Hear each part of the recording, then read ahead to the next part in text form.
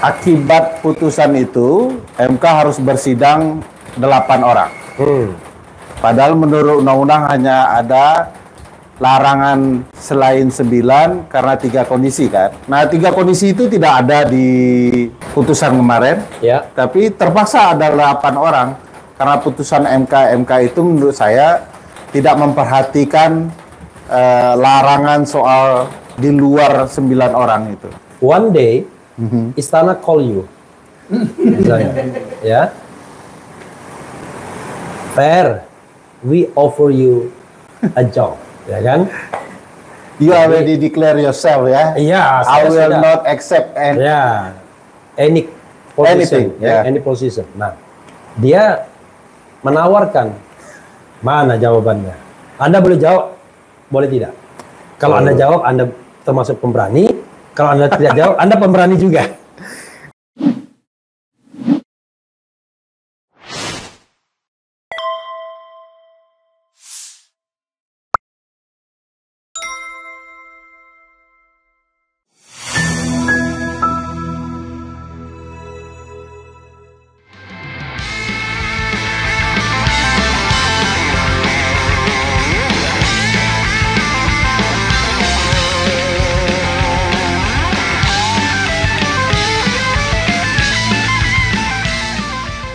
Warahmatullahi wabarakatuh. Saya pun sering terkejut. Sobat RH sekalian, Ya saya jumpa lagi kita di channel yang keren ini. Keren cadas. Jadi sobat RH sekalian, kita akan bikin hal yang seperti janji saya sama Mas Eko. Nah, saya punya tamu, tapi saya punya co-host dulu. Namanya Eko Satya Husada, pemret1indonesia.co. Assalamualaikum warahmatullahi wabarakatuh, Mas Eko. Satya Balik dong, Husada. Assalamualaikum juga, dia kan ini. Satu brand politika dan satunya keren cadas ya. Oh, asik. Setelah saya kasih baju, kelihatannya lebih ganteng. Ferry Amzari. Assalamualaikum warahmatullahi wabarakatuh. Waalaikumsalam. Jadi kita sambil ngopi-ngopi boleh lah. Oh iya. Oh, langsung disiapin kopi. Yes. Luar biasa ya. Jangan dulu dong kopinya dong. Nanti dong. Nanti.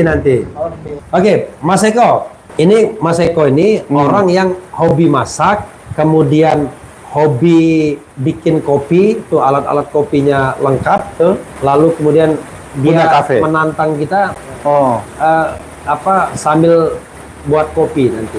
Dan ternyata sambil hujan juga ya. Mudah-mudahan suara kita masih masih aman. ya, masih aman. Mas Eko, sebelum kita ngomong ini coba filosofi kopi dulu Mas Eko. Wah, Filosofi bikin kopi itu kayak apa? Kenalin juga, saya juga punya kafe, ceritain dong. Oh iya, abang ada? Iya. Oh luar biasa. Kafe apa? Ya ada. Oh, abang ada di Kafe apa? apa namanya? Lah, kok abang nggak tahu? Nggak tahu. Saya punya dan keluarga ya, toko kopi Seduh namanya, Ya. di Jagakarsa. Wah, luar biasa. nanti Kalau gitu bisa jadi sponsor Refli Harun Channel. Jauh sekali di Jagakarsa. Tapi apa untuk menghormati Ferry boleh aja kita langsung. Tapi perlu didengar filosofi kopi Oke. tadi, saya nggak tahu. Ya, coba filosofi kopinya sebelum orang ngomong tentang ini. Ya, filosofi kopi, kalau kita minum kopi yang benar itu kan tidak pakai gula ya. Tidak pakai gula. Ya. Ya. Nah, jadi kalau saya selalu bilang filosofi kopi itu bahwa hidup ini tidak selalu pahit walau tidak dengan gula gitu ya, tidak dengan manis ya. Nah, jadi sama dengan minum kopi, sepahit apapun minum saja, nikmati gitu. Nah, jadi bahwa hidup itu walau seperti kopi pahit tapi tetap manis kalau kita jalani dengan baik. Oke, luar biasa. Sama dengan kecurangan pemilu dong. Oke. Walaupun curang kita jalani aja. Ya, bukan. Mending kalau jalan nih, walaupun curang kita akui aja. Masuk kemenangannya, nggak bisa itu. Oke, kita pancing-pancing Mas Eko, kapan bikin kopi buat kita? Asik. Silakan Mas, ngobrol. Oke, ya. Oke. Apa ini? Cappuccino? Saya apa? Saya cappuccino. Sama cappuccino juga. Oke. Dan selama bikin kopi nggak ada masalah, Iya. ya. Iya, Tidak siap, akan siap. terganggu itu. Jadi, sobat era sekalian, saya mau ngobrol serius dengan Ferry mengenai putusan MK. Ya, Ayo kita kuliti satu-satu tentang putusan MK yang menurut Anda penting untuk dikulik. Apa? Satu dulu, satu tema, satu topik. Saya mulai dari soal konsekuensi putusan 90, Pak. Oke, sebentar. Satu, konsekuensi putusan 90. Kita konsentrasi di sana. Silakan Anda elaborasi. Akibat putusan itu, MK harus bersidang 8 orang. Padahal menurut undang-undang hanya ada larangan selain 9 karena 3 kondisi kan. Ya. Meninggal dunia, Cacat tetap.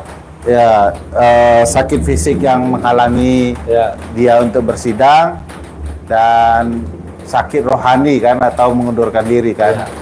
Apa gila lah kan. Nah, 3 kondisi itu tidak ada di putusan kemarin. Ya. Tapi terpaksa ada 8 orang karena putusan MK itu menurut saya tidak memperhatikan larangan soal di luar 9 orang itu. Iya. Nah, akibat konsekuensi ini juga ada potensi putusan akan 4-4 kan. Iya. Nah, itu menjadi halangan.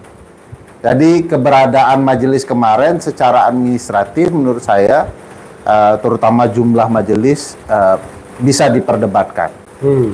Kedua, konsekuensi putusan 90, harusnya putusan MK itu bisa menjadi alat bukti tersendiri, Bang. Iya.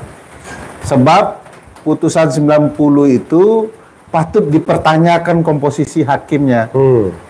Karena 4 menolak, terdapatnya pengecualian atau alternatif syarat maju menjadi calon presiden dan calon wakil presiden selain usia 40. 3 orang berbeda pandangan. Dia mengatakan 3 orang ini seluruh elected official dapat mengajukan diri sebagai calon wakil presiden ataupun calon presiden ya, meskipun tidak berusia 40 tahun. Oke. Alternatifnya seluruh elected official itu walaupun dia tidak 40 tahun, dia bisa. Ya. Kedua, ini yang menimbulkan keanehan. 2 hakim mengatakan bahwa boleh ada alternatif selain berusia 40 tahun itu jika dia pernah atau sedang menjadi gubernur. Oke, itu Eni Nurmanisi dan Daniel Yusmik. Daniel Yusmik. Oke. Nah, artinya tidak ada hakim mayoritas, Bang. Ya. Nah, bagaimana mungkin Mas Gibran yang belum berusia 40 tahun. Anda sudah kena waham orang lain juga, Mas Gibran. Sekarang Pak Gibran. Atau Gibran aja? Sebenarnya biasanya sih Dek Gibran. Oh, Dek Gibran. Jadi dia belum 40 tahun, tetapi tidak satu pun dalil yang bisa menjelaskan kondisi atau komposisi hakim di putusan 90 itu. Lalu tiba-tiba amarnya yang tiba-tiba ada penyelundupan hukum kata Pak Yusril itu. Tiba-tiba jumping 3 digabung menjadi 2, pada 2 hak yang sangat berbeda. Nah, ini sebenarnya bisa jadi alat bukti di perkara di MK kemarin, karena yang dipermasalahkan oleh para pemohon 1 dan pemohon 2, yaitu Capres 01 dan 03, adalah salah satunya ya pencalonan itu. Ya. Nah, bagi saya sulit bagi MK untuk menjadikan itu sebagai alat bukti yang mereka harus bongkar di dalam persidangan. Karena untuk menemukan keadilan menurut saya salah satu yang harus mereka bongkar adalah putusan itu. Jadi untuk satu putusan 90 itu saja, Bang, banyak persoalan yang berimbas ke Mahkamah Konstitusi. Belum lagi kondisi yang keempat, meskipun gara-gara putusan 90 itu ketua yang lama yaitu Pak Anwar Usman diberikan sanksi, dia tidak disanksi untuk tidak hadir di kantor. Oke, dia ngantor terus. Dia ngantor walaupun tidak bersidang. Dan potensi akibat dia di kantor itu adalah dia dapat mempengaruhi hakim yang ada dalam persidangan. Mau langsung ataupun tidak langsung. Iya. Nah, orang kalau datang ke hakim yang lain kan ada ruang konflik kepentingan yang terus berjalan kan, Pak. Iya. Nah, makanya MK kemarin kurang tegas kalau mau dianggap itu sanksi karena ada konflik kepentingan ya diberhentikan sekalian atau diberi sanksi tidak boleh sidang, juga tidak boleh hadir di dalam gedung Mahkamah Konstitusi. Oke. Agar tidak ada nuansa intervensi kepada mantan anak buahnya kan, Waduh, atau terima kasih, koleganya. Mas Eko. Wah, Tamu dulu, masa saya dulu? enggak apa-apa juga, Oh, enggak apa-apa juga. Wah, Nah, ini filosofinya. Latihannya kurang. Wah, Oke, filosofinya tamu dulu. Ya, Cap. kita minum dulu sebentar sedikit, Iya, ya kan?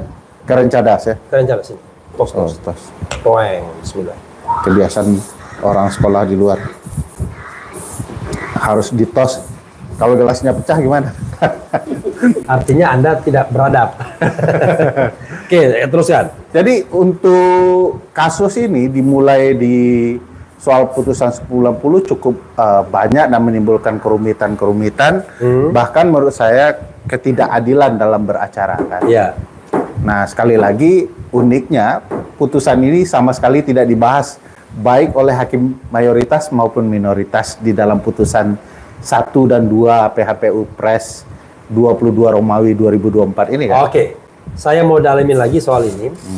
Kalau kita kan sebenarnya mendalilkan begini. Kita kan mendalilkan soal ini. Kita ini siapa? Jelasin dulu. Kita ini 1 dan 3. Wah, kuasa hukum. Ya, kuasa hukum, ya kan? Kadang-kadang kita bilang kita tuh kami. Kan. Tapi kalau dia bilang kami ciptakan jin dan manusia kan beda lagi kan? Oke. Luar biasa. Nah, kita mendalilkan atau kami ya kan? Sebenarnya gini, kalau kita pakai logika putusan, makasih Mas Eko ya, luar biasa nikmatnya nih kopi ini. Mantap. Kenapa kopinya ditaruh di situ nggak di sini juga meja? Mantap kopinya, mantap punya. Nah, jadi begini, walaupun kita tahu bahwa putusan itu untuk Gibran, tapi sesungguhnya putusan itu putusan yang terkait norma kan? Yes. Jadi nggak bisa kemudian seolah-olah kalau Gibran nggak nyalon, dia dirugikan.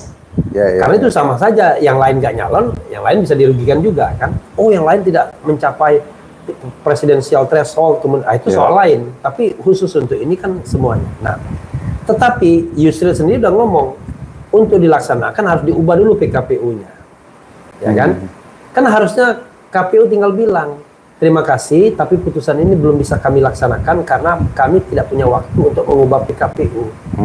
Bukannya kemudian memancing-mancing partai politik, siapa yang punya calon di bawah 40, daftarlah ke kami. Itu kan seolah-olah dia sengaja woro-woro dan membuka pintu kepada Gibran, kan? Makanya kita katakan, yang namanya KPU itu tidak independen, melanggar konstitusi dalam hal pencalonan Gibran itu. Karena dia sengaja memancing woro-woro. Harusnya dia bilang, terima kasih putusan MK, tetapi kami tidak ada waktu lagi untuk mengubah PKPU kami karena Presiden sedang reses, sementara tahapan pemilu tidak bisa ditunda. Jadi kalaupun ada putusan ini, ya mungkin berlaku untuk 2029. Harusnya kan begitu. Jadi kepada siapapun yang punya potensi untuk mencalonkan diri di bawah 40 tahun, ya untuk sementara tidak bisa menggunakan putusan MK itu. Kan begitu. Jadi tidak menunjuk Gibran aja sebenarnya. Tapi karena KPU-nya tidak independen, wah dia seolah-olah mengatakan putusan itu khusus untuk Gibran. Sudah ada izin dari Presiden Jokowi, karena wali kota harus izin kan?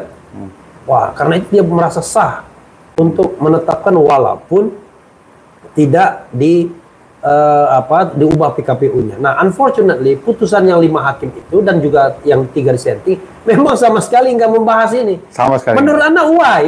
Ini hal yang penting sekali, baik 90 maupun tidak terpenuhinya di PKPU, sama sekali tidak dibahas. Padahal ini porsi terbesar kami. Karena putusan itu, Bang, salah satu pangkal muasal dari kekacauan ini. Ya. Ya, kalau mau dibahasakan agak agamais ya. Ya. Ya itu penyimpangannya ada di sana. Oke. Jadi MK tidak mungkin membahas penyimpangan yang dilakukannya sendiri ya. Oke. Dari sisi kemanusiaan mereka kan. Oke. Dan kalau aku dengar cara Abang menjelaskan kondisi tadi, di titik tertentu Abang masih berharap di suatu fase bahwa penyelenggara independen kan. Iya.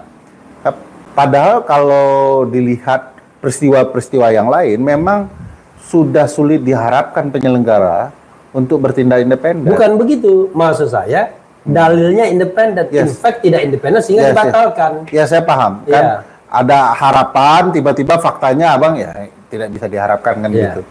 Nah aku cerita memang KPU sepertinya bagian dari rencana penyelamatan ini karena rencana kejahatan itu ya. Kejahatan penyimpangan. Kejahatan konstitusional nggak? Kejahatan konstitusional. Constitutional crime nggak apa-apa kita bilang ya.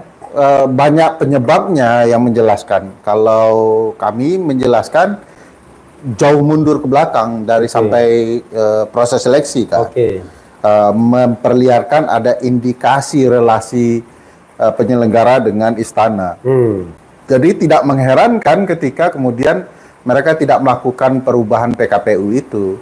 Walaupun Bang, beberapa minggu sebelum putusan, KPU itu berjanji di depan publik, kalau kemudian putusan MK keluar, kami akan keluarkan PKPU yang baru. Karena ketika itu mereka sedang mempersiapkan PKPU 19 kan. Nah, dia janji itu. Tapi begitu keluar putusan 90, janji itu tidak ditepati. Mereka berbagai alasan, yang salah satunya bahwa putusan MK itu final and binding. Nah, di sana timbul permasalahan administrasi yang juga dikomentari oleh Prof. Yusril ya. Bagaimanapun sebuah undang-undang kan harus ada aturan teknisnya. Makanya dalam perdebatan di MK kan ada self-executing dan lain-lain itu ya. Self-executing dan non-self-executing. Nah, di dalam konteks administrasi kepemiluan termasuk pendaftaran tidak bisa self-executing. Ada banyak hal yang kemudian harus ada aturan administrasinya termasuk dalam pencalonan ini. Contoh intinya tidak bisa membypass peraturan KPU. Nggak bisa karena teknisnya akan berbeda. Memang ada alternatif, tapi bagaimana alternatif itu dijalankan secara administrasi. Contoh misalnya, kalau di dalam Undang-Undang 169 huruf Q Undang-Undang Pemilu itu menyebutkan syaratnya 40 tahun. Bagaimana praktek administrasinya? Siapapun yang mencalon harus menunjukkan KTP-nya kan? Di mana diatur? Di Undang-Undang nggak ada tuh. Tetapi di aturan administrasi KPU disebut apa saja syarat yang harus dilengkapi untuk pendaftaran agar sesuai dengan Undang-Undang kan begitu. Begitu juga dengan alternatif selain di usia 40 tahun itu. Apa misalnya? SK-nya sebagai wali kota kah? Atau SK pengumuman di DPR kah begitu ya? Soal pelantikannya dan lain-lain. Nah, ini tidak ada. Ini seolah-olah dianggap semua orang tahu. Jadi seolah-olah ini soal Gibran saja nih. Padahal kan yang elected official yang lain banyak. Dari mana KPU bisa tahu kalau tanpa ada syarat-syarat administrasi khusus? Bahwa ini memenuhi standar yang disampaikan dalam putusan MK. Jadi itu juga dia nggak boleh membuat suatu keputusan seolah-olah desain untuk Gibran doang. Semua orang tahu, Gibran kan anak presiden tahu. Yang kedua Bang, kalau dikaitkan putusan 90 itu, kan kita tahu ini khusus untuk gubernur sebenarnya kalau mau dibuat bicara arsir ya, apa istilahnya?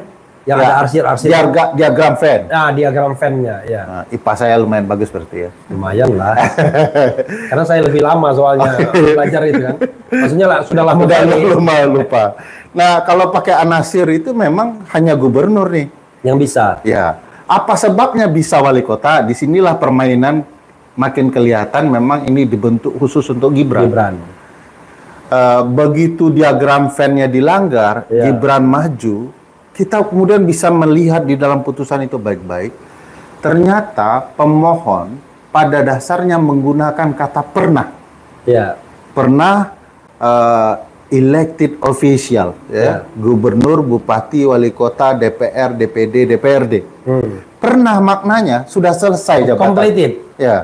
Nah, sementara di putusan MK yang lain ditambah sedang. Nah, di putusan MK yang lain untuk dapat dimaknai kata pernah minimal 2,5 tahun. Nah, karena dianggap satu periode itu. Dedek Gibran dia baru 2 tahun, Bang.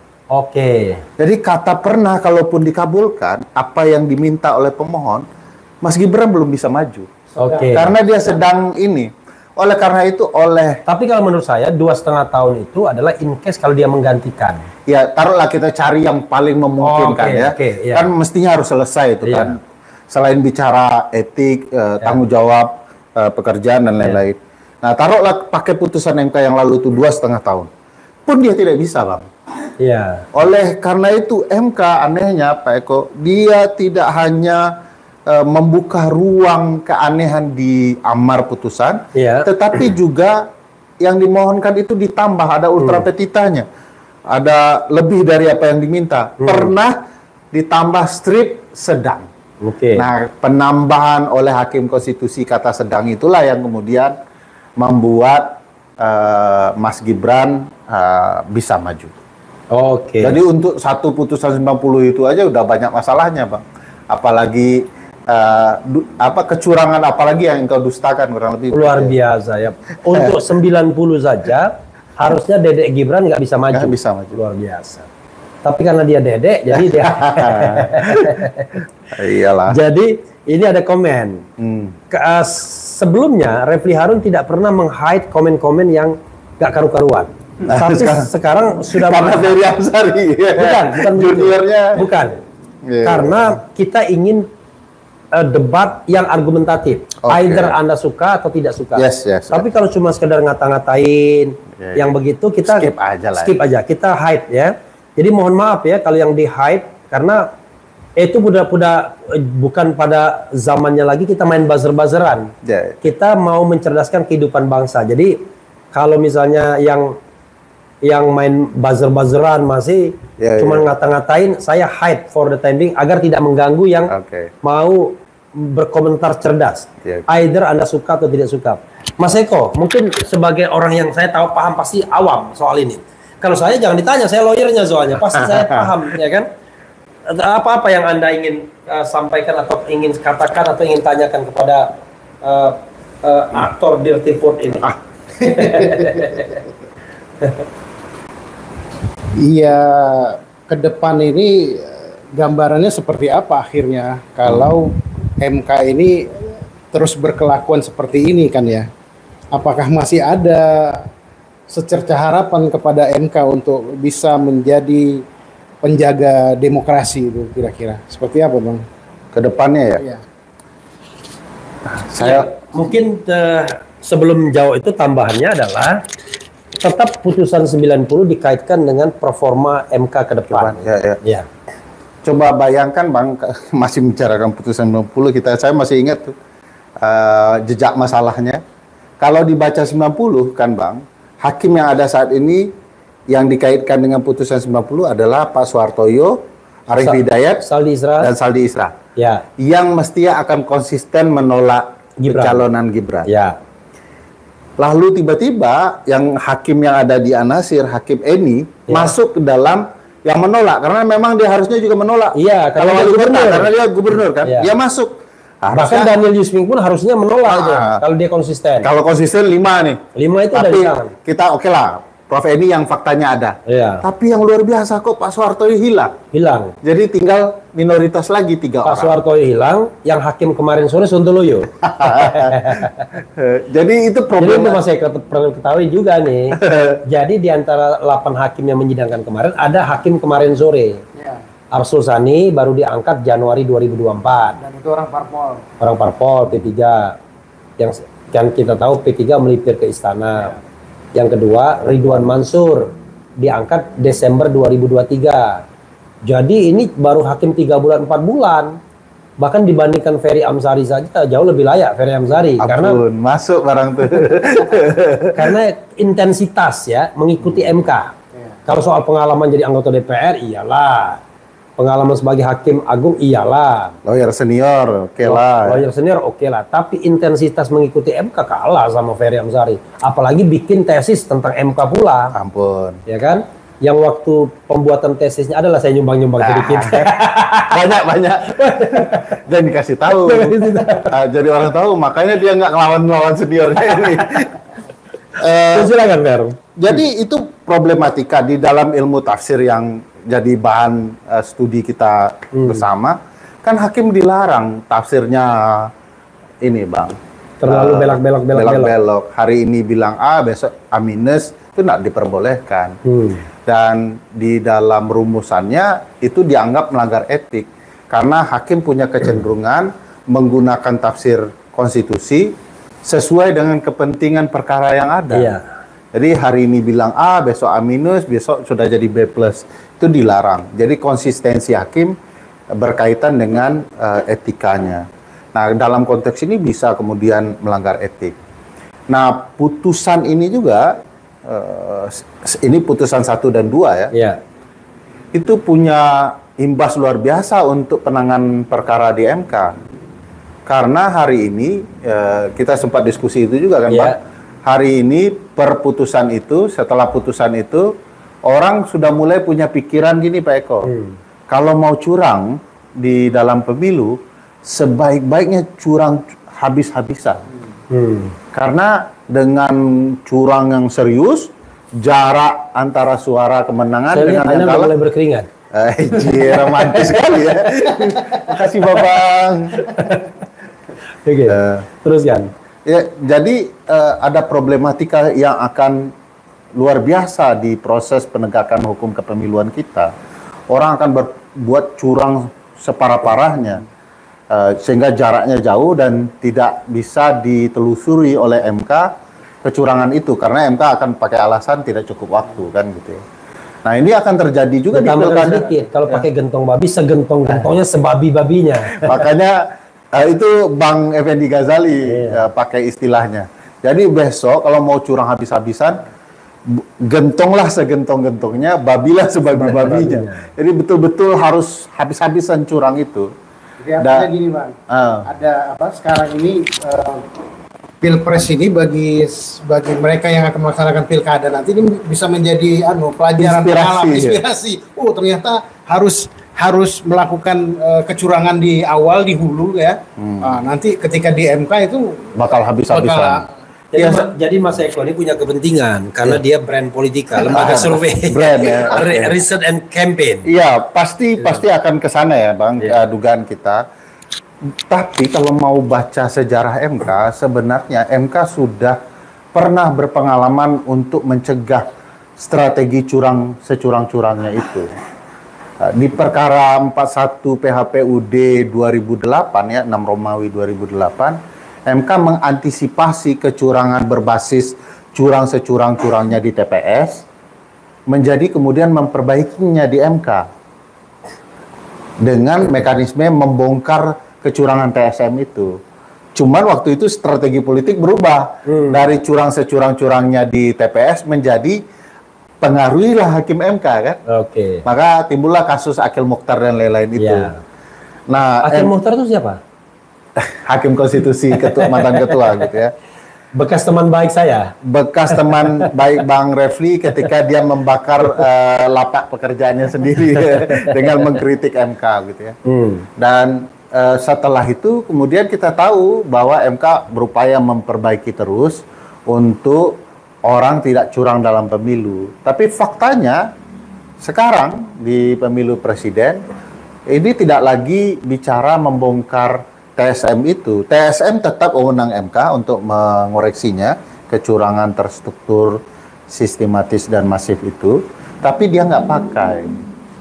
Kemarin itu kalau mereka melihat konsep kecurangan TSM, mestinya banyak sekali hal yang terbukti sebagai kecurangan TSM, tapi mereka mengatakan tidak terbukti. Misalnya kalau terkait dengan gentong babi, hakim yang baru masuk yang Bang Refli sampaikan. Jadi gentong babi itu bansos lah, bansos ya. Bansos dan lain-lain sih. Ya, kalau penjelasan sederhananya adalah penyimpangan insentif anggaran untuk publik di tahun pemilu. Ya. Jadi seolah-olah dia benar karena memang anggaran itu ada, tapi sengaja diguyur di tahun pemilu supaya pemilih terpengaruh. Dan itu selalu efektif. Itu yang bahasa agamanya adalah segala sesuatu itu tergantung niatnya. Niat. Nah, niat itu bisa dilihat dari tahun pemilu atau tidak kan? Innama amalu biniat. Gitu. Jadi tergantung niatnya. Dan niatnya kalau untuk 02, ya itu udah cukup bagi hakim MK harus. Perasaan di senior-senior saya dulu yang bahasa-bahasa agama itu Bang Uceng ya. Oke. Sekarang sudah Saya belajar dari Uceng. sekarang sudah bagus juga. Silakan lanjutkan gitu. Ya, jadi ada peralihan untuk melakukan kecurangan. Jadi bukan tidak mungkin putusan ini membangun keinginan di pilkada besok, yuk kita curang habis-habisan. Supaya nanti MK tinggal ngomong tidak cukup waktu untuk membuktikan ini.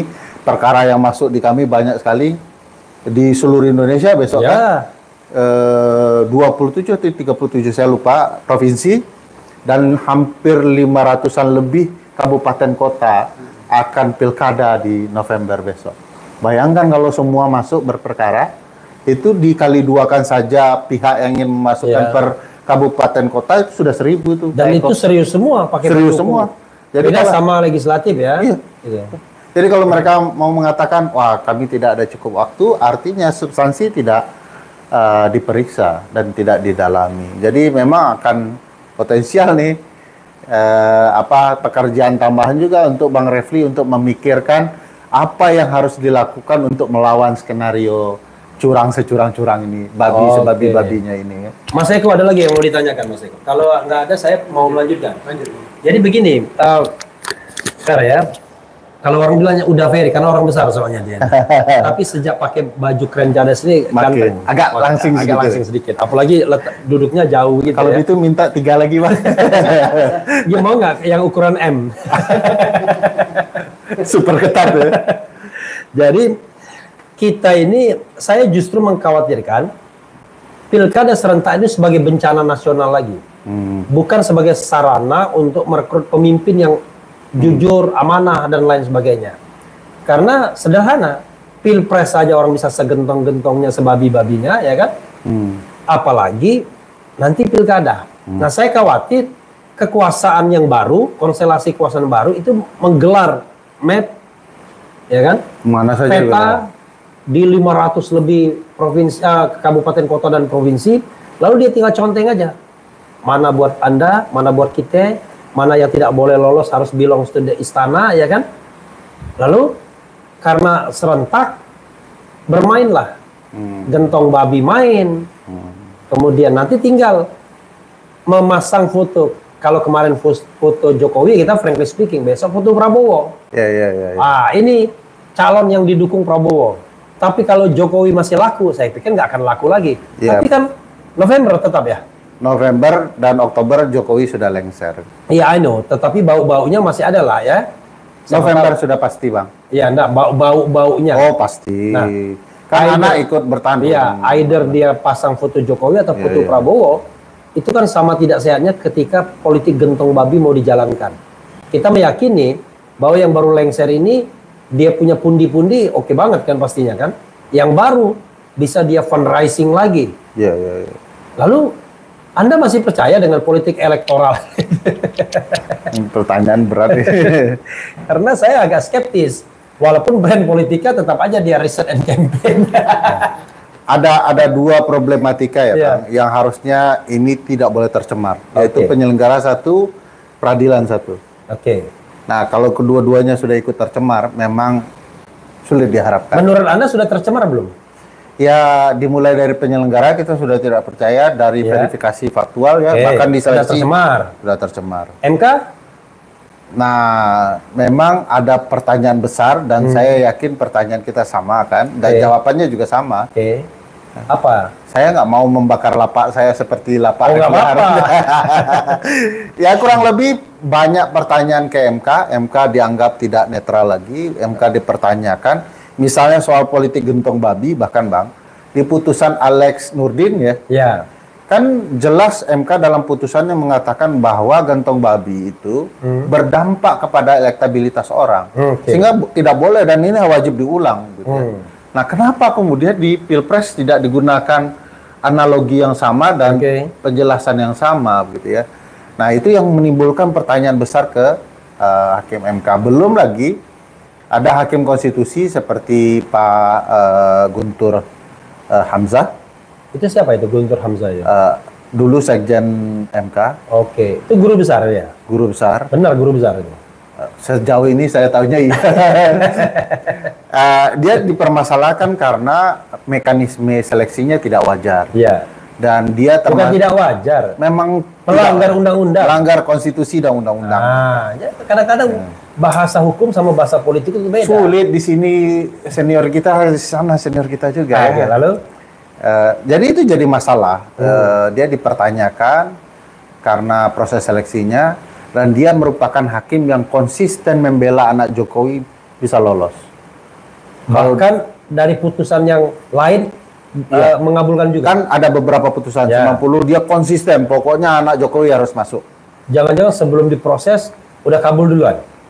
Jangan-jangan seperti itu. Kan lebih tajam yang nanya daripada yang menjawab. Ya. Jadi memang integritas MK banyak dipertanyakan, sedang disorot, dan ini semacam kisah berulang saja. Oke. Dari apa yang pernah dialami Refli Harun di masa lalu soal integritas hakim dan netralitas hakim. Tapi gini, buat Mas Eko udah tahu ya kisah Akil Mukhtar ya? Sudah tahu ya. Tapi buat Sobat Era yang tidak tahu, karena sudah 14 tahun yang lalu nggak terasa. Iya. Jadi saya pernah melakukan sinyalemen bahwa MK sudah tidak lagi bersih pada waktu itu. Ditulis di koran. Ditulis di Koran Nasional, Koran Kompas. Judulnya MK masih bersih, tanda tanya. Marahlah Pak Mahfud. Padahal saya mendapati pengalaman karena klien saya mau diperas oleh Akil Mukhtar. Pak Mahfud sebagai ketua MK nggak percaya. Bentuk dia tim investigasi. Rupanya tim investigasi itu hanya untuk membidik saya aja. Memang tim investigasi tidak bisa membuktikan secara nyata karena cuma dikasih waktu 1 bulan, tapi memberikan indikasi yang kuat bahwa Akil Mukhtar bermain, dan ada Hakim Arsyad Sanusi yang kemudian mengundurkan diri, ternyata terlibat juga dalam pelanggaran kode etik yang walaupun dibilang ringan tapi berat. Kalau menerima pihak yang berperkara di rumahnya, walaupun yang menerima anaknya, itu kan kacau itu namanya. Nah, akhirnya 3 tahun kemudian Akil Mukhtar ditangkap dan memang orang ini korup. Saya potong. Akil Mukhtar jadi ketua dulu. Ya, Akil Mukhtar jadi ketua. Nama baik Refli hancur. Hancur, tapi saya bilang, bagaimana Akil Mukhtar jadi ketua? Saya bilang, mudah-mudahan menjadi Umar bin Khattab. Kalau dia tobat, maka dia akan menjadi pendekar keadilan. Tapi kalau dia tidak tobat, malah gampang ketahuan. Ternyata yang kedua ini terjadi.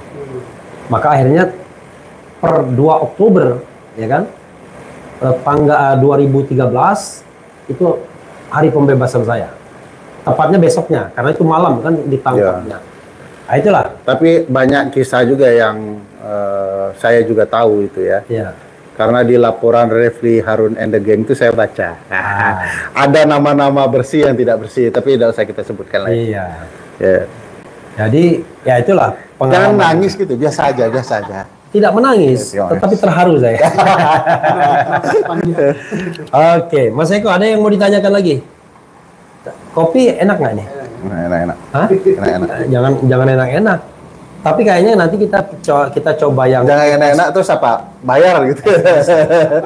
kita coba espresso nih kayaknya nanti Udah sedikit. banyak sekali itu yang keras tuh. Espresso kita bikin 1/4 aja Mas Eko kan.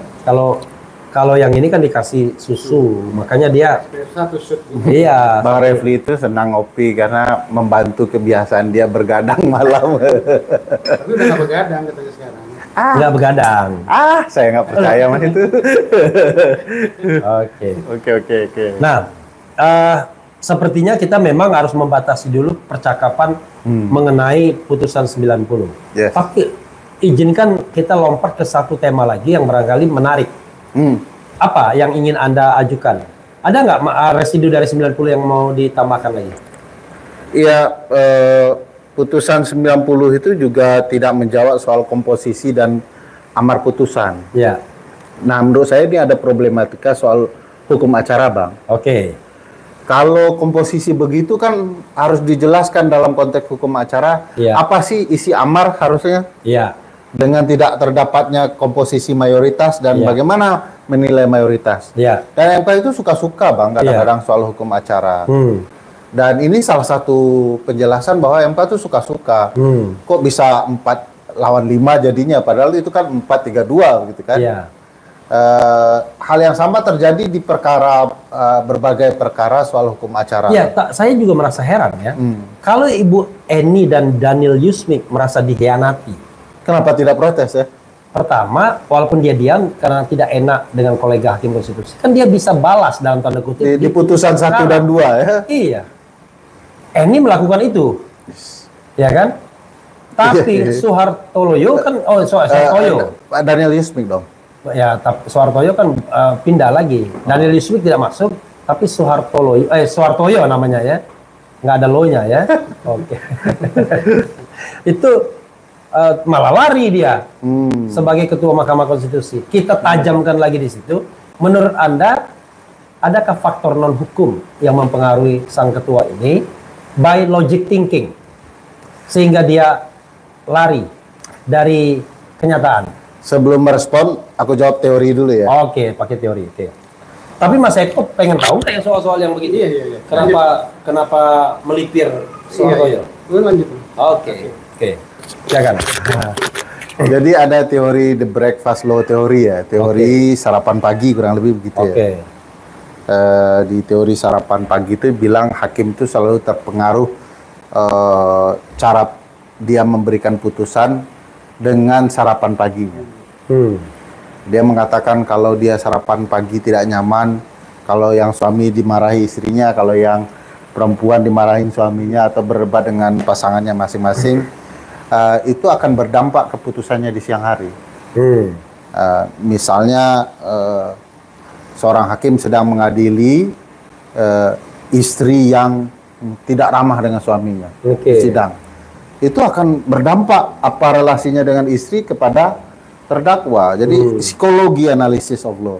Jadi segala kondisi psikologi hakim bisa berdampak terhadap putusan. Atau beginilah misalnya, tuan rumah ini kalau hubungan suami istrinya lagi mesra, kita akan disenyumin kan begitu? Yes. Tapi kalau lagi ribut, berdampak juga. Berdampak. Ya. Kopi mungkin nggak akan ada. Jadi ada pengaruh psikologi ya Bang dalam diri hakim di banyak hal. Nah bayangkan kalau hakim itu diintervensi orang kuat. Itu sebabnya bisa menjelaskan kadang-kadang hakim itu menyimpang dari pakem putusan-putusannya yang lama. Ditekan oleh sana sini, kebetulan yang nekan itu adalah kekuasaan besar begitu ya. Itu pasti akan berdampak kepada dirinya. Dan indikasi itu bisa dilihat dari putusan-putusannya. Semakin tidak konsisten dia, semakin dipertanyakan, jangan-jangan ada yang mengintervensinya, mempengaruhinya, apapun bentuknya.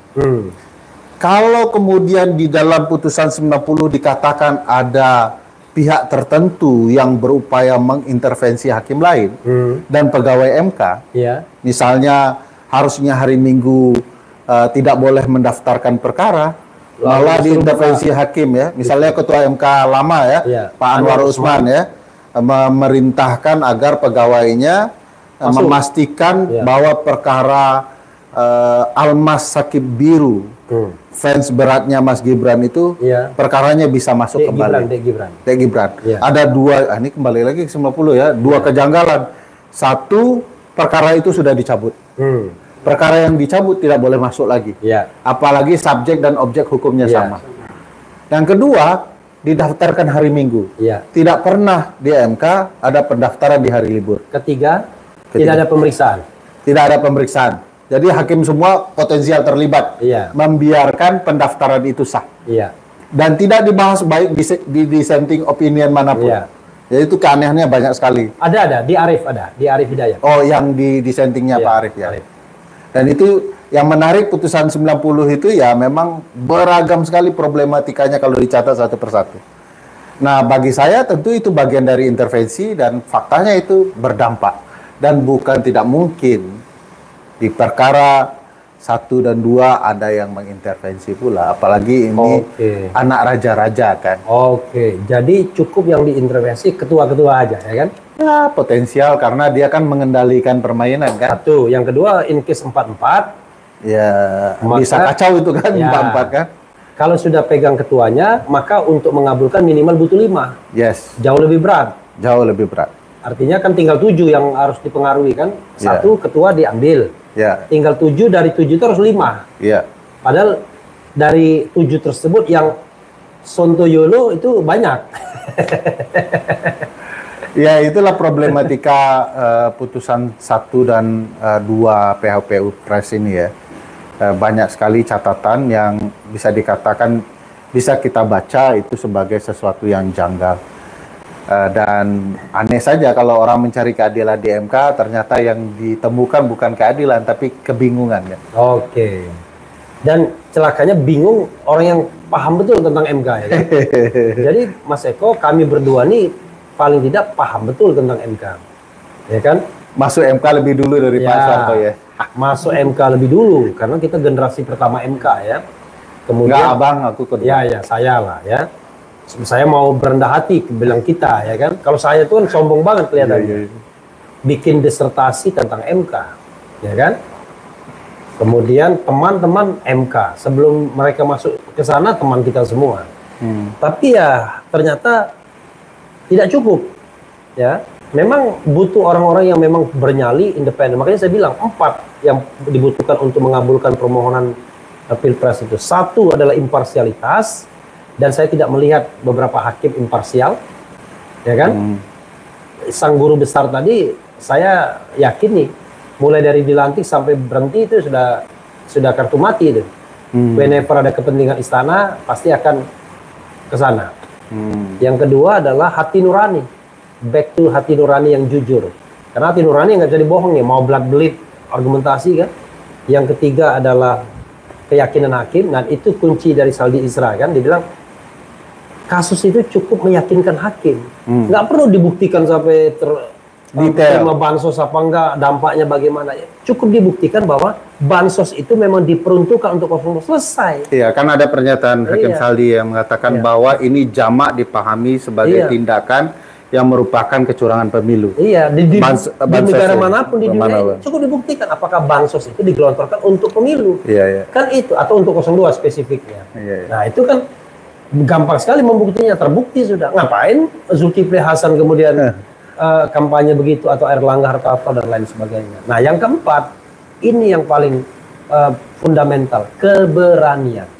Jadi kalau tidak ada keberanian, 1, 2, dan 3 tadi hancur semua.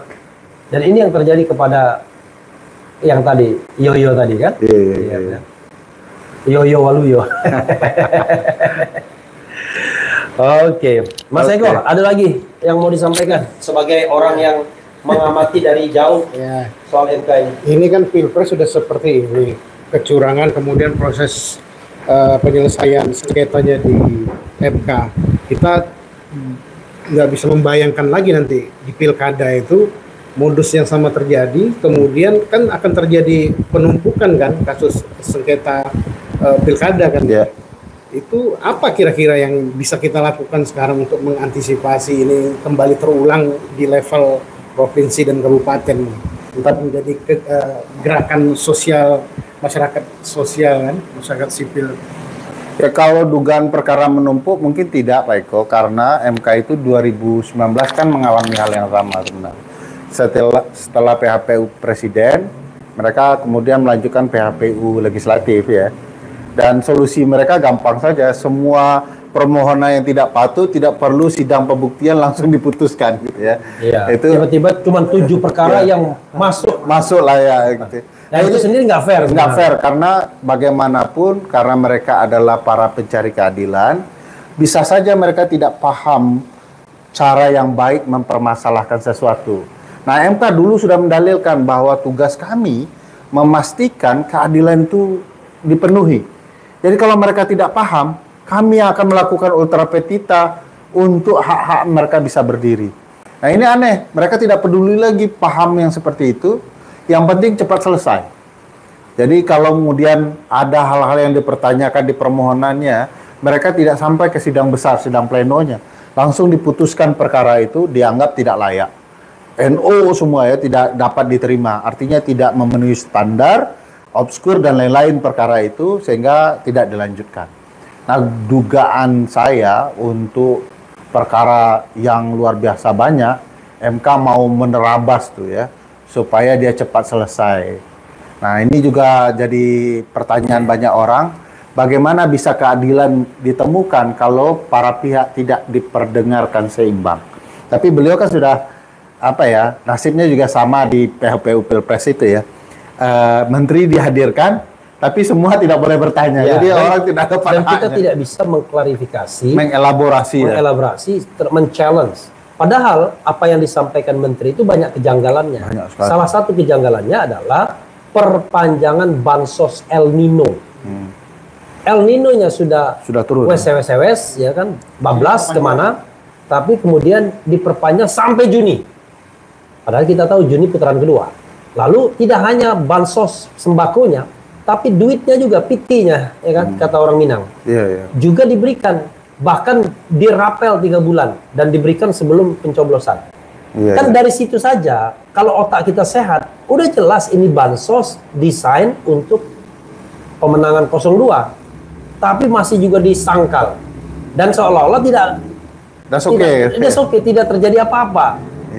Kan itu jadi yang masalah. Saya yakin kuasa hukum itu penasaran, mati penasaran semua itu, Pak Eko, ketika menteri-menteri itu menjelaskan. Misalnya hakim kan pernah sempat bertanya bahwa kenapa kok sering di daerah tertentu presiden datang 300 kali. Jadi presiden itu 50% berkunjung di Jawa Tengah sampai 30 kali dari 60 kali kunjungan. Ya, ada di daerah tertentu sekitar 17 kali di tempat yang berkaitan dengan kunjungan, misalnya Ganjar datang di Jawa Tengah, nah itu ditimpali oleh kunjungan Jokowi. Besok lagi di Jawa Tengah, datang lagi. Pertanyaan besarnya, kok presiden mau datang 17 kali di daerah sekitaran yang hampir sama? Itu kan harus dijawab itu.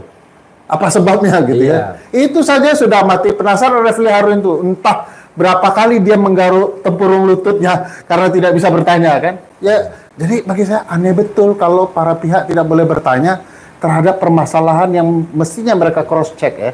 Misalnya itu Pak Erlangga Hartarto ngapain turut? Iya. Kenapa Pak Erlangga Hartarto datang tetapi Anda salah, bukan Hartanto. Hartarto nama bapaknya ya. R-nya banyak. Hartarto, mohon maaf. Hartarto. Kenapa tidak datang gitu ya? Kenapa Pak Erlangga Hartarto datang, Pak Zulhas tidak datang di sidang MK? Padahal videonya sama-sama menjelaskan bahwa telah terjadi. Tapi saya klarifikasi, Pak Zulhas tidak diundang MK. Iya, itu. Kenapa MK nggak ngundang? Nggak ngundang. Iya. Kenapa dia tidak undang? Padahal videonya jauh lebih kuat. Kan MK datang nih ngundang 4. Pak Erlangga, Menkyu, Mensos, dan Menteri Pak Muhadjir Effendi. Ya. Menteri Koordinator 2 ini. Padahal menurut saya Pak Zulhas buktinya luar biasa. Ya. Dia di acara kementerian ngomong pilih 02 untuk sesuatu yang malah berkaitan dengan banyak hal termasuk bansos. Videonya tidak hanya itu saja yang di kementerian, tapi yang sontoloyonya, Ver, semua itu kita sertakan. Itu dimasukkan oleh para pihak. Dalam permohonan kita, berikut buktinya. Apa kata MK? Nggak terbukti. Bayangkan, Zulhas nggak terbukti, Gus Miftah nggak terbukti. Jadi MK itu aneh bin ajaib. Kalau misalnya kita laporkan, dibilang sudah dilaporkan, sudah diproses oleh Bawaslu. Apapun putusan Bawaslu, cukup sudah. Walaupun MK bisa mengambil alih katanya. Jadi misalnya Bawaslu mengatakan terbukti melanggar undang-undang atau peraturan lain, bukan peraturan pemilu, maka sanksinya misalnya Komisi Aparatur Negara misalnya. Lalu kalau misalnya kita tidak laporkan, MK bilang kita tidak menggunakan hak kita, kan sontoloyo. Lalu kalau misalnya ada satu hal yang tidak dijawab oleh Bawaslu, KPU dan pihak terkait, MK menilai sendiri. Begitu dia menilai bahwa ini cuma guntingan berita koran, berita online, dan pemohon tidak menyertakan saksi dan ahli, kan sontoloyo. Padahal dibatasi. Padahal saksi dan ahli dibatasi 19, ya kan? Ya, makanya soal itu Pak, aku ingat merespon nih soal politik uang, Gus Miftah itu. MK mengatakan tidak terbukti mempengaruhi pemilih. Itu pasti tidak akan bisa dibuktikan. Mana pemilih yang akan memilih 01, 02, 03 pasca politik uang itu. Tapi MK menjelaskan bahwa politik uang terjadi itu tidak fair dan pemilu tidak sehat. Nah, itu saja sudah cukup. Kalau dibuktikan satu-satu siapa yang dibaginya, siapa yang bisa nyari itu. Iya. Belum lagi sudah ketemu orang yang dapat uangnya, dia memilih apa? Kalau dia bilang saya memilih 0103, itu tidak bisa menjelaskan apa-apa. Tidak justified dan tidak verified. Dan tidak bisa dicari mana kertas suaranya untuk membuktikan dia 01 atau 03. Jangan-jangan dia memilih 02 sebenarnya. Jadi itu sesuatu yang tidak akan mungkin dan MK tidak boleh mengelaborasi sesuatu yang tidak mungkin. Ya, dan itu sontoloyo. Dan itu sontoloyo, betul. Dan memang hanya kebijakan dan tindakan yang salah, termasuk politik uang di dalamnya, itu sudah cukup untuk mengulang atau memperbaiki sistem pemilu. Termasuk gini, Fer, dia bilang, Gus Miftah bukan tim kampanye. Sontoloyo enggak? Yang namanya tim kampanye itu ada yang tercatat, ya kan? Ada yang tidak. Tapi kita bisa lihat gerak-geriknya. Kalau misalnya dalam selebrasi kemenangan dia hadir dan menjadi MC pula, lalu kemudian runtang-runtung ke sana kemari di lingkaran Prabowo, masa kita nggak menyebutnya sebagai tim sukses? Iya, kampanyenya di mana-mana kan? Iya, kampanye hadir di mana-mana, mengatakan Prabowo hebat dan lain sebagainya. Atau kalaupun dia bukan tim kampanye, let's say dia orang biasa, tetap aja harus dikaitkan dengan 02. Pidananya mungkin selesai, pidana pemilunya, tapi kan dampak money politiknya kan nggak bisa diukur oleh Bawaslu, dan itulah harus ke MK. Dan itu juga akan menjadi kerusakan berikutnya di proses demokrasi kita yang lain. Iya. Bahwa kalau untuk curang dilakukan oleh tim bayangan saja. Tim bayangan, dan jangan musim kampanye. Yang musim kampanye. Jadi banyak-banyak. Itu juga salah pemahaman tuh. Kalau di kampanye saja dilarang, apalagi di luar sebelum kampanye. di luar kampanye. Sepanjang sudah ditetapkan sebagai calon mestinya kan. Ya, lama-lama saya jadi narasumber juga. Kalau saya sih di tahapan, Bang. Kalau seluruh tahapan sudah berjalan, orang dilarang untuk melakukan hal yang dilarang oleh undang-undang. Tahapan udah lama kan, bisa aja mereka mempengaruhi orang dari tahapan awal kan, jauh sebelum kampanye. Tapi kalau tahapan dimulai tapi dia belum ditetapkan sebagai calon kan nggak bisa juga, Fer. Nah, cara jual belinya begini, Bang. Dia sudah menguasai wilayah dapil tertentu, nanti dia dengan uang sudah bisa memastikan dukungan di dapil tertentu, itu dijadikan jualan, Bang. Untuk wilayah ini kalau Anda maju nanti saya yang pegang. Nah, gitu, saya centengnya gitu ya. Saya centengnya. Fer, nggak terasa 60 menit, mungkin Mas Eko enggak 57 menit lah. Jangan nambah-nambahin. Sebelum kita ngopi-ngopi, ngopi-ngopi jahat ya. Kali ini espresso. Setelah ini espresso. Ini kayaknya dua senior tapi minumannya sehat terus. Nah, ini bisa Bang Refli bisa buat buku nih Bang ya dari kecurang temuan-temuan di MK kemarin ya. Buku panduan untuk curang gitu ya. Jadi judulnya puncak, kan? Panduan untuk curang. Terkini. Judulnya puncak. Itu untuk hakim-hakim MK yang melakukan tindakan-tindakan yang tidak berdasarkan hukum tadi itulah ya, tidak konstitusional, itu kira-kira masyarakat sipil itu bisa melakukan apa itu secara hukum? Iya, itu problematika mendasar, masalahnya juga sudah dibidas banyak, tapi memang tidak ada perbaikan-perbaikan.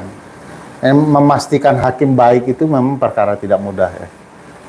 Dan proses seleksinya sangat politis, itu sebabnya jadi masalah. Yang guru besar yang disinggung Mbak Refli tadi, yang Prof. Guntur Hamzah, itu kan proses seleksi yang janggal ya.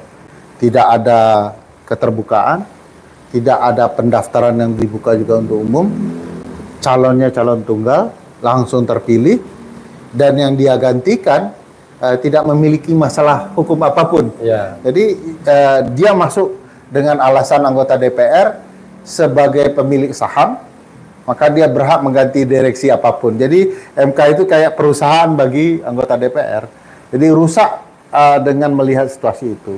Apa yang bisa dilakukan ya menurut saya didesak agar proses seleksi menjadi jauh lebih baik, memastikan 4 hal itu bisa dipenuhi oleh hakim konstitusi. Kalau di bahasa teman-teman yang meneliti soal MK, itu harus 3 hal yang dihindari MK. Terhindar dari birokrasi eksekutif, politisi di legislatif, dan kekuasaan peradilan itu sendiri. Ketiga-tiganya malah sekarang mempengaruhi MK ya. Pak Soeharto dari Ya, ada 3 MK, dari MA, 3 dari Ya. Presiden, 3 dari DPR. Ya, jadi kalau itu belum bisa dibersihkan dari 3 unsur yang tadi, saya pikir memang sulit berharap panjang ke MK. Dan apa yang harus dilakukan oleh publik harus terus bersuara, karena kekuatan publik ya suara. Gitu.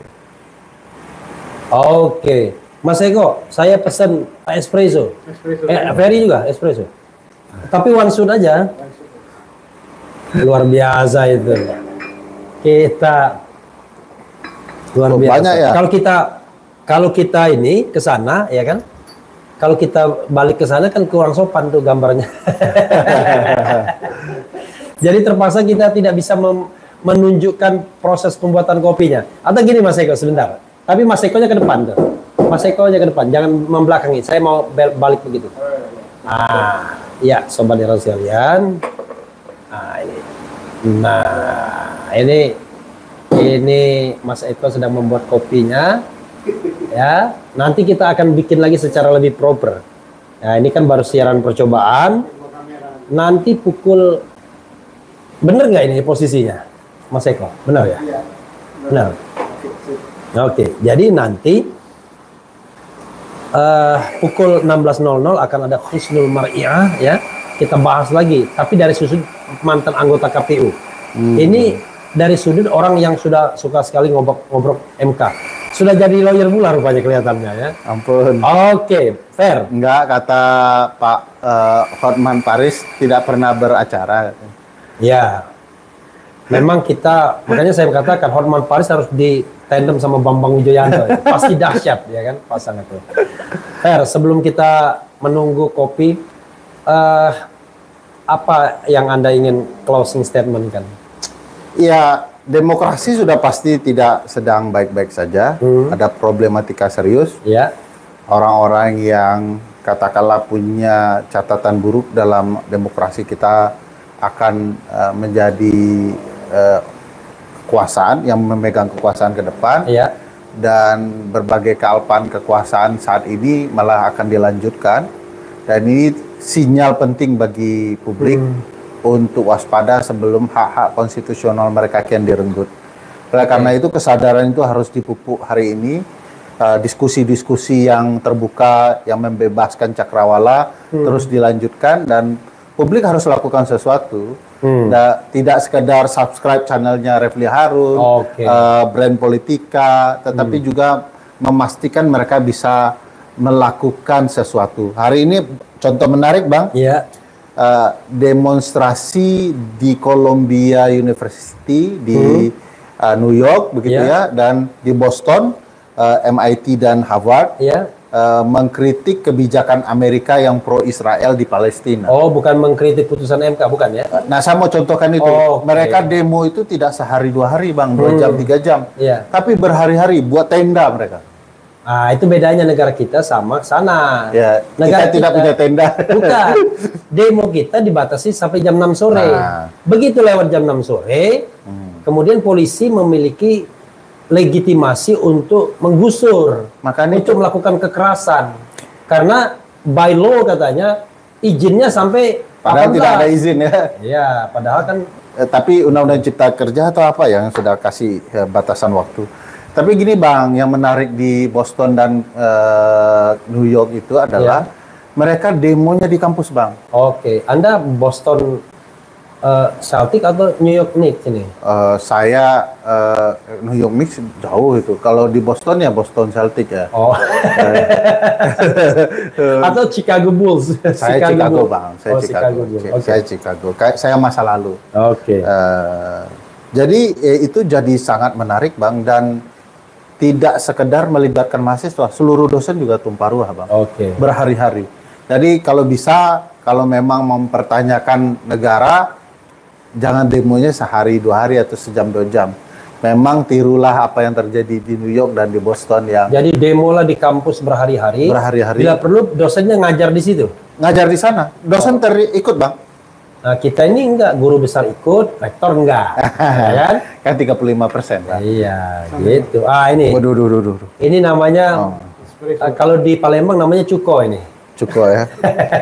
Pempek. Bismillah. Oh, Woi. itu yang namanya espresso. Anda memang hidup ini pahit, ya kan? Dikasih kopi pahit juga. Saya udah 5 kali nih kopi. Tapi pahitnya kopi Hari berbeda ini. dengan pahitnya kehidupan. Asik. Ada telepon Bang, Prabowo Subianto. Oh, oke. Fair. Siap. Sudah closing loh. I challenge you ya. Hai. One day Istana call you. Misalnya, ya. Fair. We offer you a job, ya kan? You already declare yourself ya. Iya, I saya will sudah. not accept and Ya, any position, Anything, ya, yeah. any position. Nah, dia menawarkan mana jawabannya. Anda boleh jawab, boleh tidak. Kalau Anda jawab, Anda termasuk pemberani. Kalau Anda tidak jawab, Anda pemberani juga. Sebenarnya saya mau diskusi later on ya, tapi karena jebakan Batman barusan itu, Nah. ya di yang lalu saya tolak Bang, apalagi yang sekarang Bang. Oke, luar biasa. Yang lalu ente ditawari apa? Nah itu yang later on. Oh, later on. Ya. Oke. Jadi Tapi saksinya adalah salah satu calon wakil presiden, itu saksi saya. oke, calon wakil presiden itu namanya Mahfud MD ya, pasti Profesor Mahfud MD. Kacau. Saya Profesor Mahfud MD ingin menjadikan Ferry Amsari sebagai staf khusus, jangan-jangan ya. No. Atau staf ahli atau dirjen, jangan-jangan, karena dia He knew that time. oke. Nah, Does it enough? ya oke. Tapi saya bisa menganalisis itu ya, jangan-jangan. Karena kalau salah satu cawapres yang nggak mungkin Gibran, nggak mungkin. Kenapa? Tidak mungkin juga Kenapa Caimin. junior Bang Refli termasuk junior kurang ajar? Karena kelakuan seniornya ya begini. Jadi Karena memang potong-potongnya sampai. ya, jadi saya hanya mengikuti Anies saja. Janganlah beroposisi. Itu aja. Asik. Itu saja, saudara sekalian. Mas Eko tutup dulu, nanti saya tutup juga. Mau pesan-pesan brand Ini dong, politika, ini dong. kopi politika, kopi Pak Eko dan lain Saya sebagainya. boleh promosi channel Ferry Amsari Boleh, juga ya? Boleh dong. Ikutin ya. Begitu ente dulu. Ente anu dulu. Eh, Channel. Kalau channel Bang Refli agak ngepop ya asik ya dengan berbagai variasi Lihat ke sini dong. variasi pembicara. Nah, channel saya agak serius karena kuliah sendiri begitu ya. Dan mudah-mudahan itu bisa mengisi banyak hal, saling mengisi, saling menguatkan. Dan kalau tertarik ya singgah dan subscribe. Oke, Single ini juga di kedai kopi. namanya kedai. Ferry Amsari. Ferry Amsari aja. Nama channelnya Ferry Amsari. F-A-R-I. Nah, yang paling penting Ferry-nya dulu. Ya. Nah, kalau Amsari itu gampang, A-M-S-A-R-I. Ya. Kata Amsari ya. Kata Kamu Ferry atau Amsari? Amsari. Oh. Kata Bang Haris, Ya. very Amsari. Very Amsari. Oke, very Amsari ya. I'm very sorry ya. Terus sebenarnya terbalik aja dari I'm very sorry itu sebenarnya kan. Kalau bahas nama saya juga bisa nih.